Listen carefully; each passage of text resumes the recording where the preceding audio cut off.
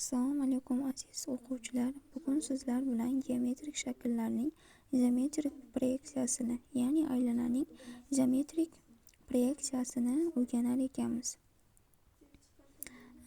Keling sizlar bilan bir takrorlash qilib olamiz. Avval birinchi navbatda ikkita aksonometrik proyeksiyalarning turi mavjud, ya'ni frontal dimetrik proyeksiya va izometrik proyeksiya. Frontal dimetrik proyeksiyalarda ikkita o'q orasidagi masofa x va z 90 gradusda, qolgan oraliqlari esa bir xillikda, ya'ni 135 gradusda bo'lar ekan. Izometrik proyeksiyalar esa hamma o'qlar orasidagi masofa 120 gradusni tashkil qiladi.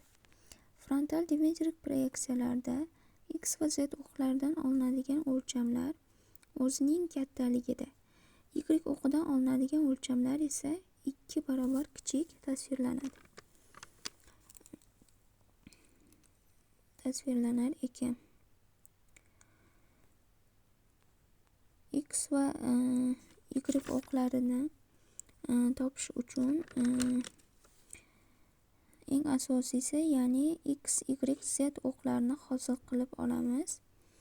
Demak, bu yerda sizga ikkita usul berilgan, ya'ni birinchisi ixtiyoriy biror nuqtadan aylanani chizib olishimiz yordamida aylananing izometriyasini topishimizga yordam beradi.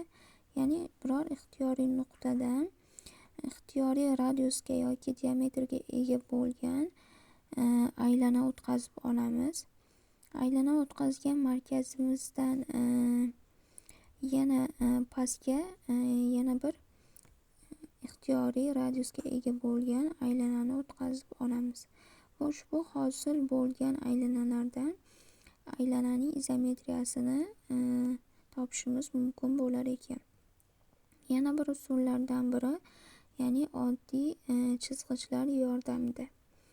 Ya'ni bizga ikkita to'g'ri chizgich va bitta bir tomoni 30 gradusli, bir tomoni 60 gradusli va bir tomoni 90 gradusli bo'lgan lilinka kerak bo'ladi. Ya'ni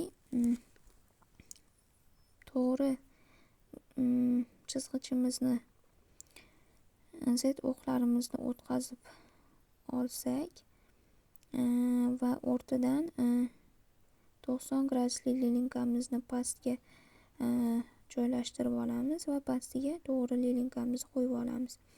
Va natijada 90 va 30 qo'shilgan holatida 120 gradus yordamida biz aylananing izometriyasini topishimiz mumkin. Ya'ni eslatib o'tamizki, o'qlarning orasidagi masofaning razmeri, o'lchami, ya'ni bir xil bo'ladi. Ya'ni tomonlarning, o'qlarning orasidagi masofa bir xil bo'lar ekan. X, y, z o'qlarida. Endi sizlar bilan aylananing izometriyasini topishga harakat qilib ko'ramiz. Ya'ni izometrik proyeksiyasini yasashga bizga bu yerda aylanalar berilgan. Aylanalarning razmeri ixtiyoriy qo'yishimiz mumkin. Bizda hozir bu 30, radiusimiz 30, ya'ni diametrimiz esa 60 mm ga to'g'ri kelar ekan. Ya'ni aylananing izometrik proyeksiyasini yasashimizda diametrikdan ham foydalansak bo'lar ekan. Buning uchun biz z o'qimizdan radiusimiz 30, diametrimiz esa 60 mm bo'ladigan bo'lsa, 60 mm ni o'lchab olamiz va x o'qimizda ham 60 diametrni o'lchab olamiz, chunki o'qlar orasidagi masofa bir xil bo'lyapti.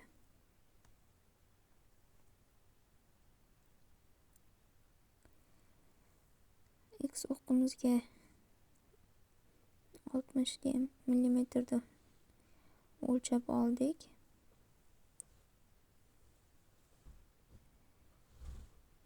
va ikkita o'qimizni birlashtirib olamiz.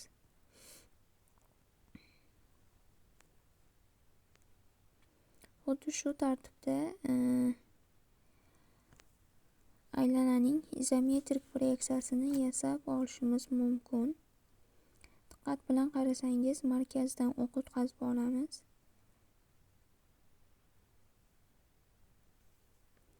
Markazimizdan o'q o'tkazib oldik va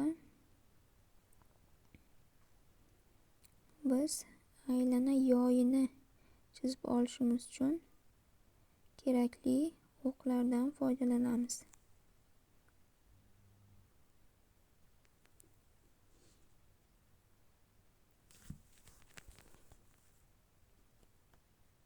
Kerakli o'qlarimizni chizib oldik va aylana yoyimizni chizamiz. Aylana yoyimiz ham tayyor. Ya'ni umumiy qilib ko'rsatadigan bo'lsak, ushbu aylanamiz hosil bo'lar ekan. Ammo bizga qolgan tarafli kerak bo'lmaydi, ya'ni o'chirib tashlaymiz.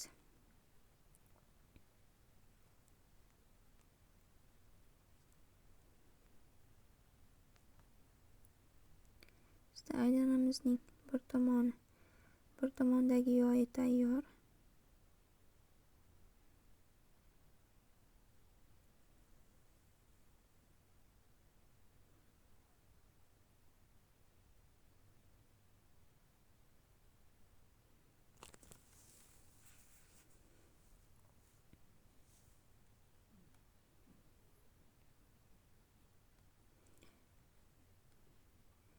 Ya'ni boya aytib o'tganimizdek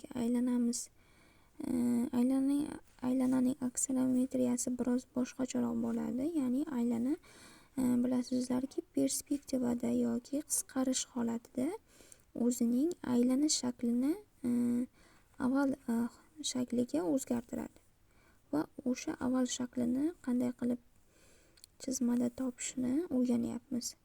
Ko'rib turibsizki, aylanamiz avval shakliga kirishni boshladi va aylanamizning tepa qismini ham topib oldik. Ko'rib turganingizdek, avval shakliga ega bo'lyapti aylana shaklimiz.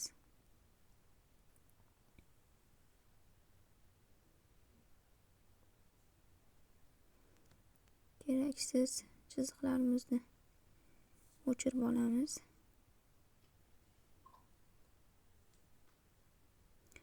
Va bizda aylanamizning bir tomoni tayyor. Ko'rib turibsizki, aylanamiz avval shakliga o'zgardi.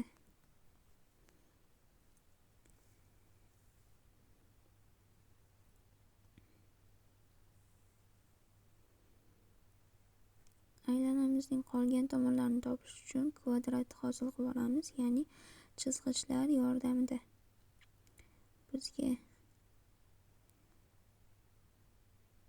kerak bo'ladi to'g'ri chizg'ichlar. Kvadratimizda qolgan tomonlarni ham hosil qilib olamiz.